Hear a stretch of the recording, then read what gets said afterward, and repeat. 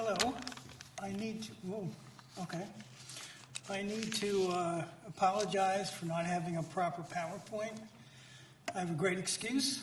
We're finishing up the proofreading of the typesetting for a 6-volume set of Thomas Paine's writings.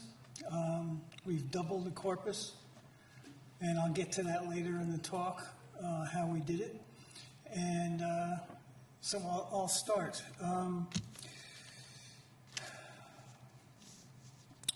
Two things. There's my name. Write that down. It's one word, Gary Berton @gmail.com. And I say that because there will be 100 questions, and we're not going to have time. So if people have any questions about what I'm saying, I'll be glad to answer you. I do that every day. That's part of my job. The other thing is to make a note of thomaspaine.org, which is our website, which just went up yesterday, by the way. And it's got all the information that you need, except for the contents of the new works in the collected works. You're going to have to cough up a lot of money for that, but the libraries will have it, so you can read it there. There is a quote: "Who controls the present controls the past. Who controls the past controls the future."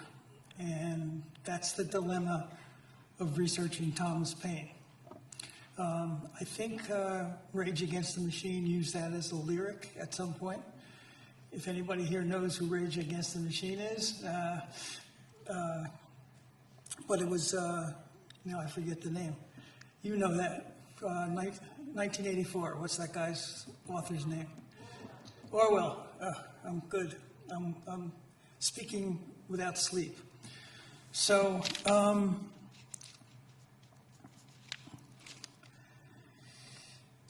I use that quote because Paine was written out of history in the 1790s. It was a campaign of falsehoods and get rid of them, and it was an anti-democratic movement run by the Federalists, and there's plenty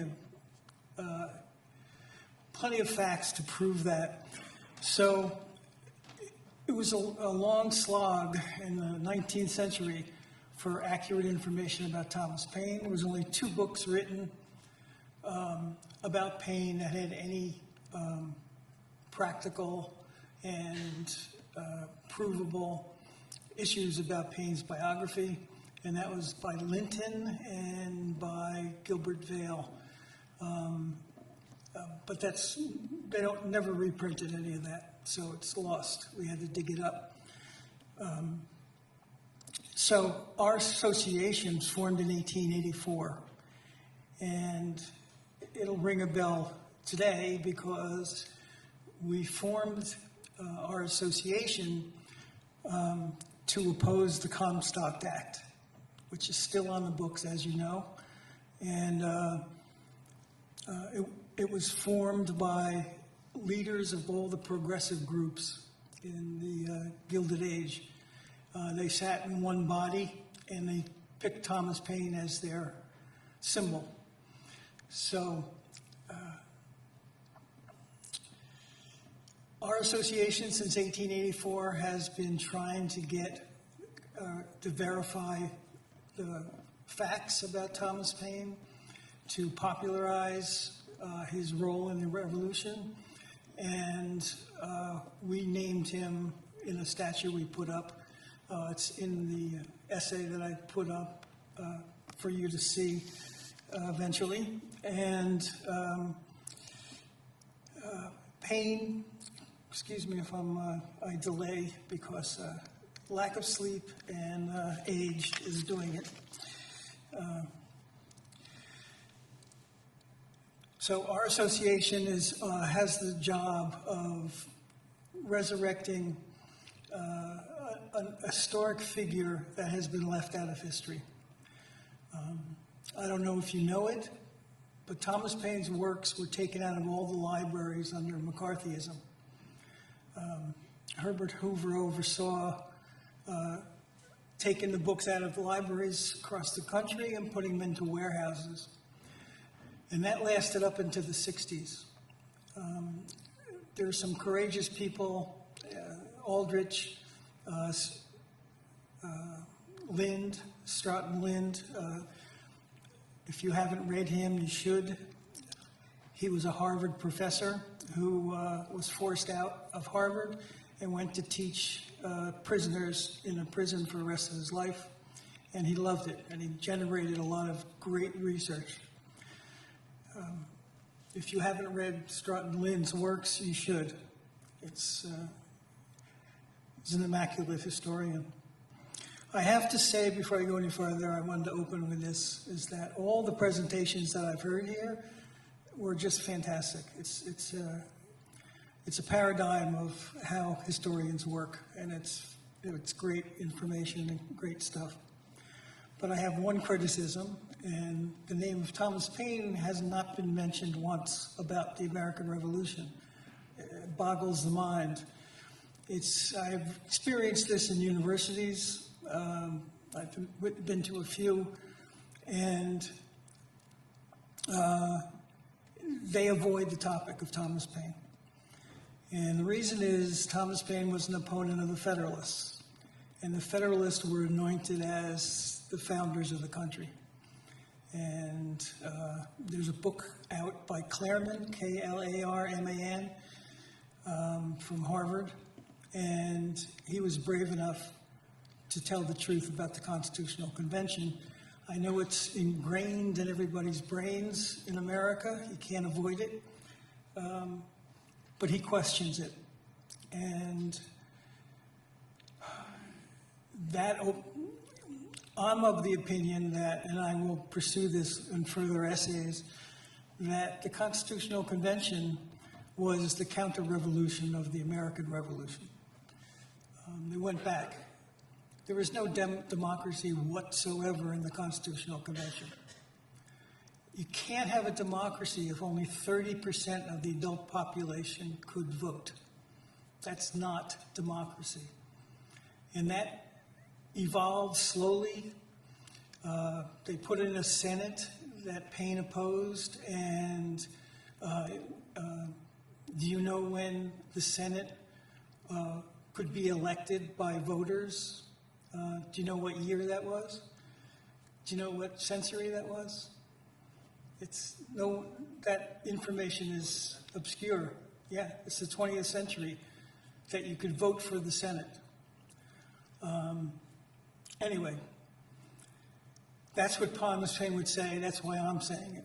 And that's the research that we've done that confirms that. I know history. I've been in a lot of history classes. I addressed a lot of historians, a lot of arguments, but they're great. And this might be one too, and I welcome it if we want to have discussion. In the time I have, though, I need to talk a little bit about how we doubled the corpus of Thomas Paine and how we deattributed several works of Paine. We deattributed 20 works of his, including African Slavery in America, a few other ones that you know that aren't Paine's. However, we added almost 200 new works. Not new, but it haven't been reprinted since the 18th century. And there's a lot of them. And I have to talk in general terms because we're under contract with Princeton University Press, which is why I'm talking with a great deal of lack of sleep because we have a deadline and to do in days. And we're working around the clock to finish it from Princeton University Press. And they are experts, and they're doing a good job. Where was I? So I have a question about history in general. I started off as a history major in graduate school, and I quickly dropped out because it was too much propaganda. And there's the objectivity of that is opinions from the Federalist Party. And every single book by a historian about Thomas Paine is extremely flawed, extremely. And the facts are upside down. Paine started writing works. This is sort of classified, but I'll put this out there. Paine started writing articles for leading journals in London in 1757 at 21 years of age. He met Franklin then. He didn't meet Franklin in 1774 and gave him a note because he's all in poverty. Never happened. Paine was well connected with two leading statesmen in the British government. I won't say who, but they were big. And you would know who they are if I said them. And he was protected. He started writing groups by the early 60s. He wrote the first article with Benjamin Franklin in 1763. And we have proof of all this, and I'll show you where the proof comes in a minute. Anything to do with the American Revolution, if we don't talk about Paine, you're leaving big holes. And all your research and all what you're doing is as professional as it gets, and I'm really impressed with all your presentations. But as an overall view of what we should be focusing on, especially because of the era we're living in and the politics we're living in, and it's the Federalist Party all over again. In fact,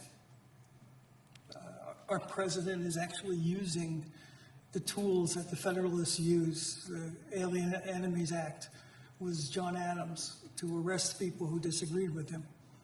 He jailed most of the journalists that opposed him at the time. So history repeats itself. Let me get through this before I run out of time so you can ask questions. Let me tell you how we doubled the corpus. In the 1990s, there was a man called Patrick Joula, Joula, from Duquesne, and he expanded the features of syntax that can be identified to pinpoint an author. And Mosteller and Wallace, you might have heard of, where they use that to find the Federalist Papers. 80% of the Federalist Papers were wrong. They had the wrong authors to 80% of them. And there's about 10, 12 authors, not 3. We have the ability to identify authorship. It's very long and complicated. I am teaching people how to do this. It's free accessibility, which is another reason I gave you my email. I am teaching people, both teachers and students, who have wants a career in history, in journalism, and they want this tool. So it's not a long slog. I learned it in about 2 weeks, and I fumbled along until I perfected it. And once you have it, once you have a database of authors that you want to test against, you can literally identify who wrote what in about 10 minutes, 15 minutes. It's science. The government uses it, same exact type of features and programming, where they can identify who wrote what. Unfortunately, the CIA uses it too much, but they can identify who wrote articles. We use that to acclaim, and Princeton University jumped on it. We're trying to start a program for historians to make use of the tool. It's just a tool. We have 90% accuracy on identifying an author. The other 10% is a panel of experts the editorial board of the collected writings of Paine that's coming out next year. It's in typesetting right now, and lost my train of thought again. And anybody can learn this, and if you want to have that information, I'll sign you up, and I think we're going to start after we get the typesetting approved. We will start publicizing lessons on how to use this software. It's invaluable, and it's free. Thanks to the people who developed this new system, Patrick Jola gave permission to have free source material, and he started his own company, and he works in Washington and testifies before court trials on who wrote what. Let me, hold on. Okay, I did that. Hold on.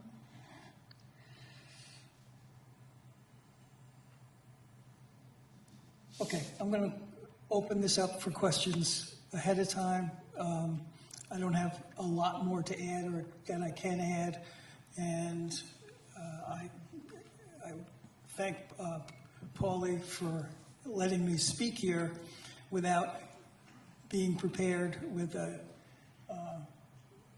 PowerPoint, and my essay will be done by the 9th.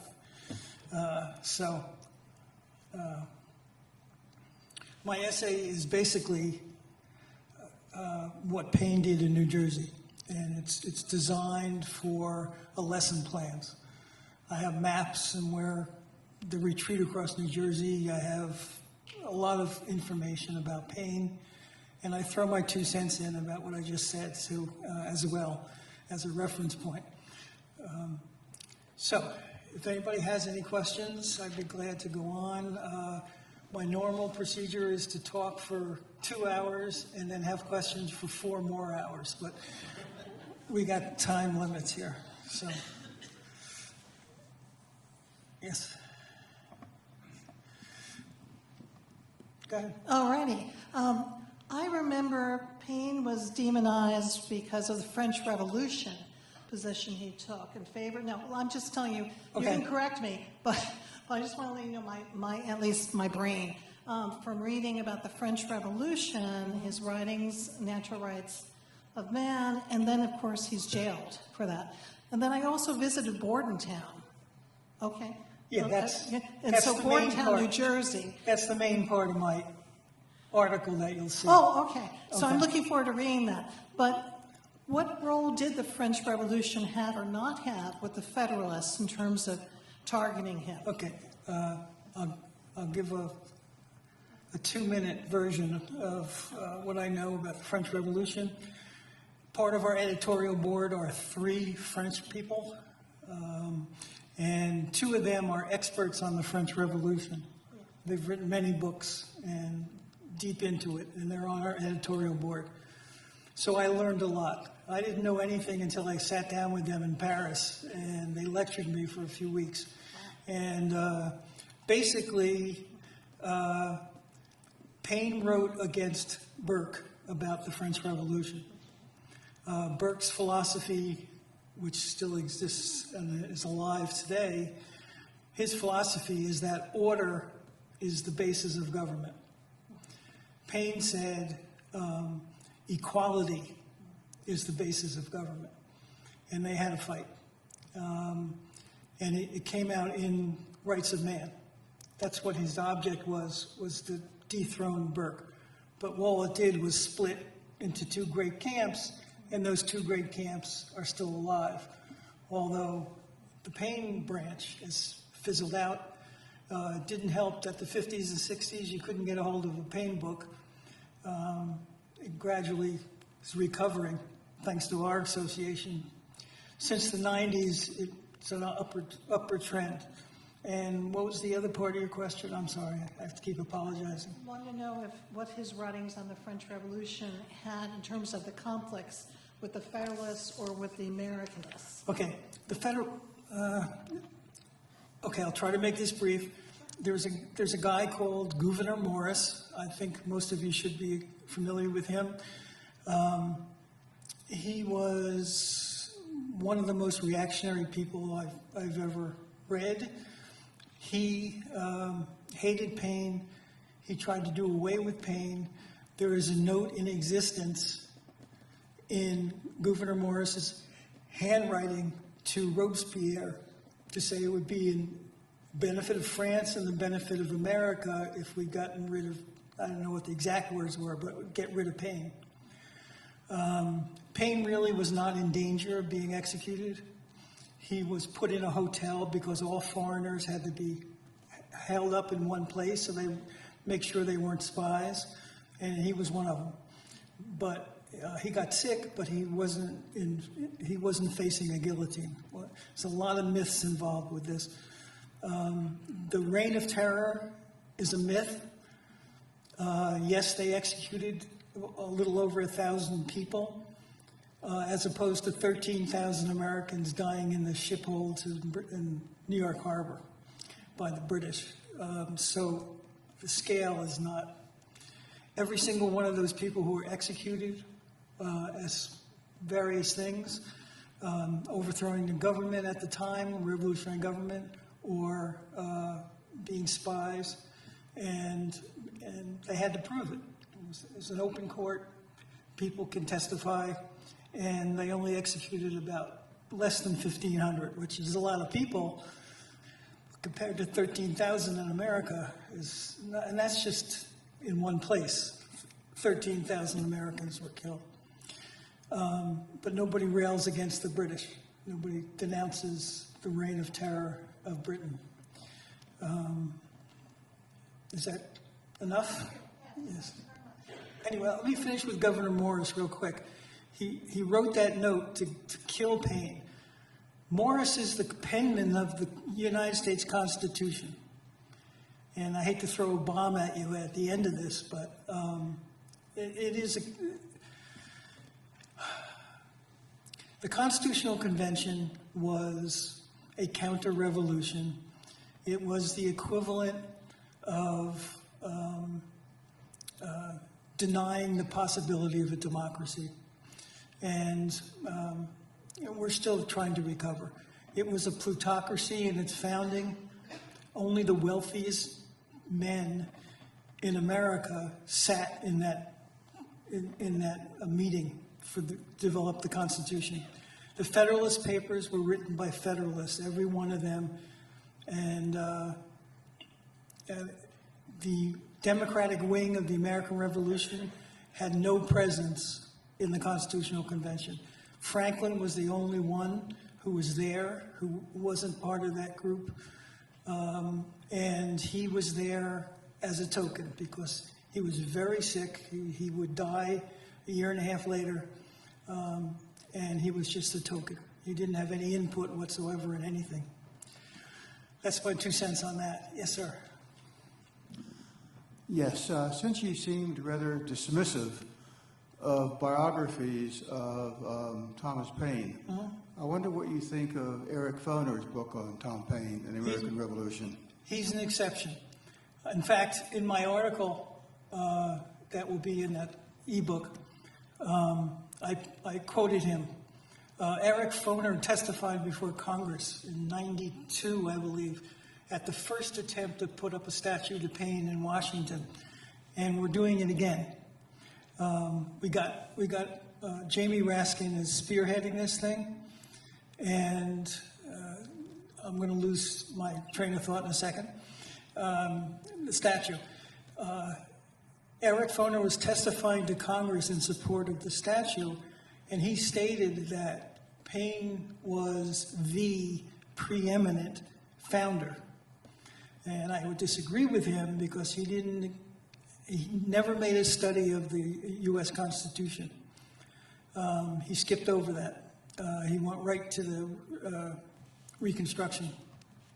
So those are two major issues that historians have to resolve. Was this founded as a democracy? And I say no. Paine said no in writing, that there was full of errors. You shouldn't do this. You're creating a selective group to run the country. I'll leave it there. Anybody else want to ask something, or you want to get rid of me? Yes? Can you talk to the falling out of George Washington and Thomas Paine? Yes. Paine, there's another part of that in the article I wrote. Paine was invited by Washington to go to Princeton, near Princeton, Rocky Hill, to come visit him. And he stayed for weeks with Washington. And he was trying to make nice to Paine because this was 1783. So Washington was making nice to Paine, I think, because he's still afraid of his pen. They did scientific experiments there, and it was very friendly, and he left. He also accompanied, the following year, he accompanied Washington to New York City when Washington re-entered New York, when the British left. Paine was riding right next to him. He stayed with Alexander Hamilton in New York at the time.